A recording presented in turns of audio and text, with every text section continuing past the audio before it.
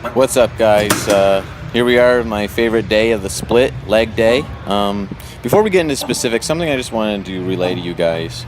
For those that are really looking to improve, their physique or strength or technique, I would highly encourage you to post training footage of what you're actually doing in the gym.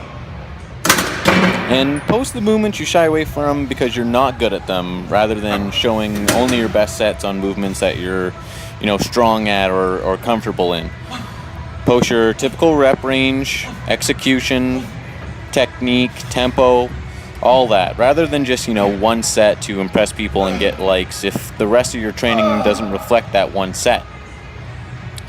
If you really are actually looking to improve your physique or strength, whatever it may be, you have to be real with yourself and post what you're actually doing 99% of the time, so you can get real feedback in order to improve.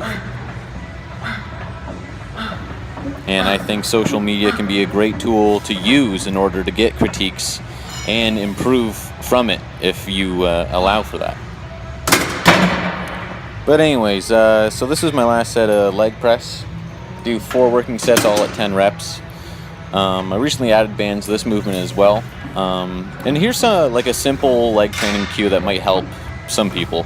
If you're trying to target the front of your legs, like your quadriceps, keep the tension on the front of your foot. You want to push through the front of your foot, not your toes, but the balls of your feet.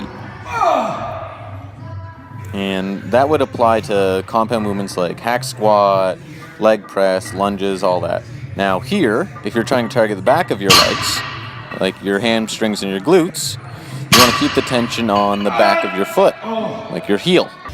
And again, this would apply to every compound movement, but especially a hamstring specific exercise like stiff leg barbell deadlifts.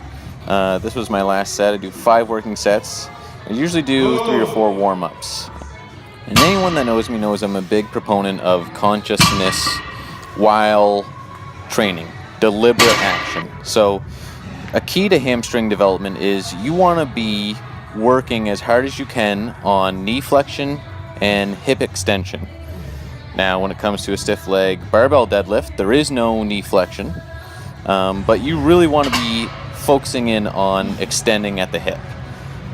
So moving on from just the normal stiff leg deads, I also throw bands in for 4 working sets afterwards. So yeah, that's a total of, sometimes I even go up to 5 working sets with the band. So that's a total of 10 on stiff leg barbell deads. And I'm a big proponent of progressive overload as well. So I'm upping my weight at least on 1 set of each variation every time I come back. So that's every 3 days. And you don't have to get fancy to develop hamstrings. I used to think you have to hit it, from weird angles and use cables, but barbells and dumbbells were made for a reason, My third exercise is I rotate, so it's never the same. Today I did barbell glute bridges, and I don't let the plates touch the ground. Try to keep constant tension on the glutes, the outer quad, and of course if you're really extending at the hip, you're going to get a little bit of a hamstring no matter what. So 4 sets of 8 there, and then we move on to our last exercise. I always do 5 sets of a calf raise variation, just because calves can't really be trained anywhere else in the split for proper recovery. So that's how leg day went down.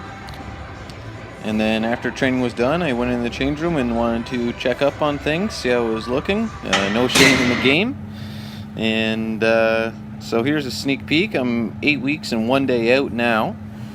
Contest prep is going good. I'm not having any cheat meals. The diet's been in place since 14 weeks out. If I'm to refeed, I just increase carbs a little bit until I fill back out, and they're the ones I'm already eating. I'm not really flexibly dieting, but I do have many different sources in my diet. And every day it changes a little bit at one meal, a source, or just content. A lot of foods work with my body, and I'm very lucky for that.